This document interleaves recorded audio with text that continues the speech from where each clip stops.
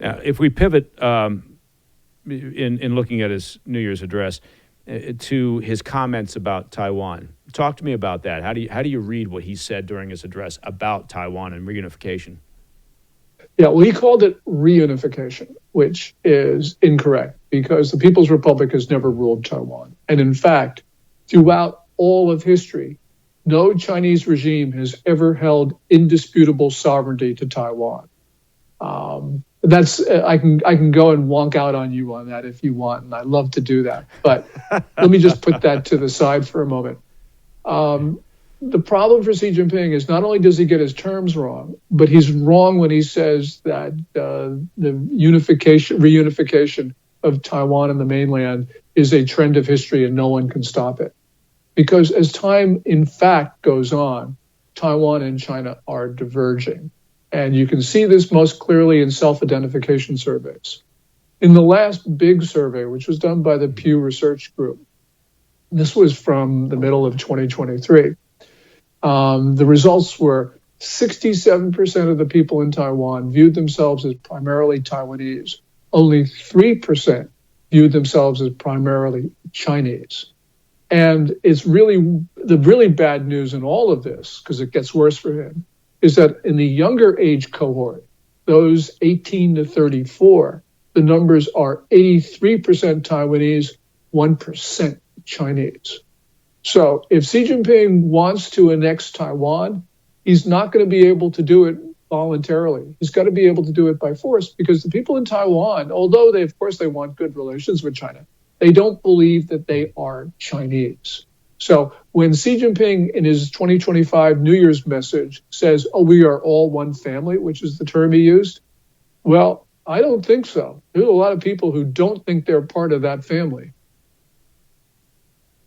Is there a sense within the Chinese population on the mainland that this is an important issue? I mean, just the person walking the streets of Shanghai or Beijing, do they think about Taiwan and say, it'll be good to unify with Taiwan? I mean, is it something that matters in a sense to the general population, or is this just something that sits with Xi Jinping and his view of his legacy?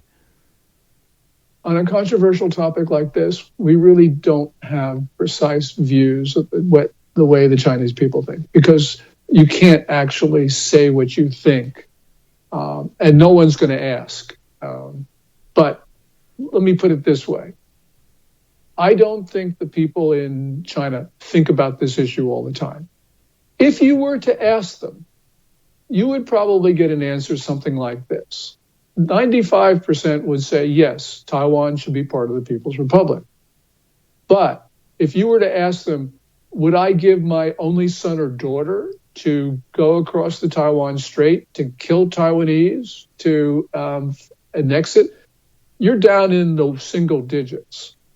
And the reason is, there's a couple of reasons. First of all, although we just went through this, people in Taiwan don't think they're Chinese. The people in China, because of relentless indoctrination, think they're Chinese. And the Chinese people in the mainland will tell you this. Officials or common folk will say, Chinese do not kill Chinese. So, if Xi Jinping is thinking of launching an invasion of the main island of Taiwan, he's just not going to get a lot of people. This would be really, really unpopular. That's in general. It's worse now because of the economy, because of the gloom in society. The last thing that people in China want right now is a war. What they want is to go back to the old times of always increasing prosperity, property prices going to the sky every month. They want to go back to where they were like 10 years ago. So they don't want a war, and they certainly don't want to kill people for that. So I think it would be really unpopular. Now, there are on the Chinese internet, as there would be in every country, they're hotheads, but they are a very, and I think, decreasing proportion of the Chinese population right now. Well, I mean, given what you've said about the economy, it's unlikely that they're going to return to an age of prosperity and property prices skyrocketing and all those things. So where is this heading? Where are we going in your estimation? Let's say in the short term in 2025. What do you anticipate? And I'm not going to hold you to it. Well, maybe I will the next time we get together on the show. But what do you anticipate during the course of this year? I think this year and next year and maybe going to 2027 is the period of maximum vulnerability for a couple of reasons. One of them is I don't think Xi Jinping is going to start a war because he wants to rally the Chinese people. I think even he knows that that would be unpopular. But he might go to war to prevent other senior Communist Party leaders from deposing him. That's a real risk. Because if you're Xi Jinping, you've built up this incredible military, and you know that the economy is not going to support it. So you're in a use it or lose it situation. And as I said, I think that he is very concerned about what other senior Communist Party leaders might do to him. So this is what he reveres Mao Zedong, the founder of the People's Republic. Mao did this exactly so many times. I mean, for instance, he started the Cultural Revolution to prevent other senior leaders from getting rid of him. And I think Xi Jinping is going to do the same thing. So I don't know what's going to happen. I can give you a lot of reasons why he will or won't do something. But the point is that I think that he is going to realize he's got to move. Remember, he is the most ambitious aggressor in history. He not only believes that China is the world's only sovereign state, he believes that the moon and Mars should be considered sovereign Chinese territory. And if you have that expansive view of the world, then you realize you're going to lose it because your country's falling apart underneath you. Well, you are very tempted to go out and accomplish your objectives.